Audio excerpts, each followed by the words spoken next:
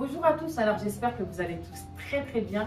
Me revoilà en compagnie de Maïka qui est la fondatrice de la marque Kira Paris.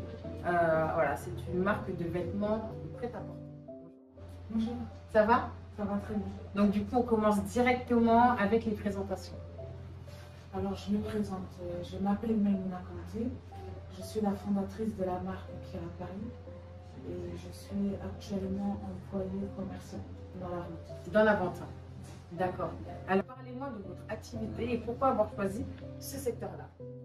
Alors pourquoi j'ai choisi ce secteur, c'est un secteur qui m'a toujours passionné. La mode, le prêt-à-porter, le vêtement, depuis que je suis toute jeune. Sachant que quand j'étais plus jeune, j'étais plutôt garçon manqué. J'étais vraiment pas du tout féminine. Tout le temps des t-shirts, des joggings. J'avais tendance à cacher mes formes pour pas qu'on voit mes formes, etc. Et plus j'ai grandi, plus j'ai commencé à apprendre, à connaître, à avoir des amis, etc. J'ai commencé à apprécier aussi les vêtements plus féminins. Oui, parce que j'étais très attirée par tout ce qui est streetwear, parce que je mettais tout le temps des joggings, des pulls, des t-shirts et des casquettes aussi. Vous avez réussi à combiner les deux? Ouais, les vêtements féminins et masculins. Très bien. Parlez-moi de votre parcours. En quelle année est-ce que vous avez commencé? Alors j'ai créé la marque Kira en 2019 et au début j'avais pas beaucoup de moyens. J'ai commencé vraiment avec ce que j'avais, avec les petites économies que j'avais à côté et j'ai commencé à déjà faire le logo, plus le nom de la marque. Donc le logo c'est des ailes avec une couronne. D'accord. Les ailes sont significatives des ailes de Tunari parce que je suis malienne. Et la couronne, ça c'est par rapport, je me suis inspirée de mon nom Kanté. C'est par rapport à mon ancêtre qui est son nom Kanté. C'était le roi Mandane, d'accord, à l'époque. Donc je me suis inspirée de ça et d'où la couronne par-dessus les ailes. D'accord. Alors, durant la création de votre projet, vous avez sûrement dû rencontrer des obstacles. Alors, quels ont été les obstacles et les points forts durant la création?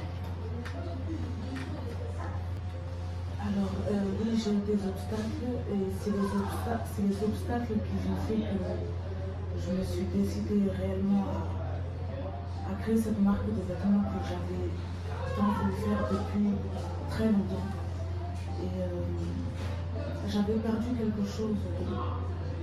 Il y avait cette chose qui me manquait, que j'avais perdue. Et ça a été un obstacle comme ça a été aussi un point fort. Parce que cet obstacle-là, au final, je l'ai retrouvé. Et quand je l'ai retrouvé, cet obstacle, ça m'a donné cette force de concrétiser mon rêve, de réaliser mon rêve. Donc de là, je suis sortie de ma zone de confort, je suis allée de l'avant et là, j'ai commencé à dessiner mes modèles. Les inspirations sont venues tout naturellement. Après avoir récupéré cette chose que j'avais perdue, les inspirations sont venues tout naturellement. J'ai commencé à dessiner et de là, j'ai voyagé, je suis partie au Mali et au Sénégal. J'ai pris les tissus qui me parlaient beaucoup, qui me touchaient beaucoup. Et avec ces tissus-là, j'ai voulu déjà valoriser ces tissus africains. Et de là, j'ai créé la première collection et la deuxième collection Kira en style streetwear chic. Streetwear, pourquoi?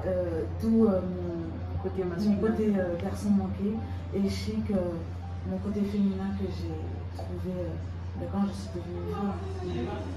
Donc voilà les obstacles et les points forts. Très touchant, vraiment très touchant.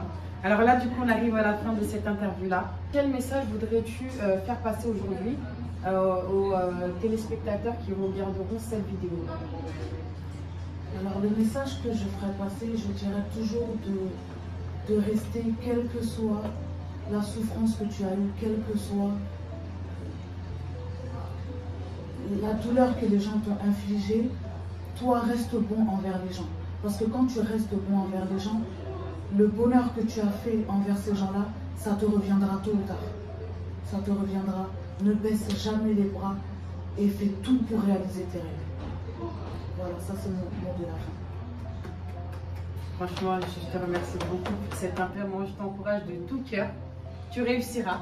Moi, j'ai pu voir que des femmes fortes aujourd'hui. Et donc, du coup, là, on arrive à la fin de cette vidéo-là et on se dit à très bientôt. Ah là là, tout le monde va pleurer ou quoi là?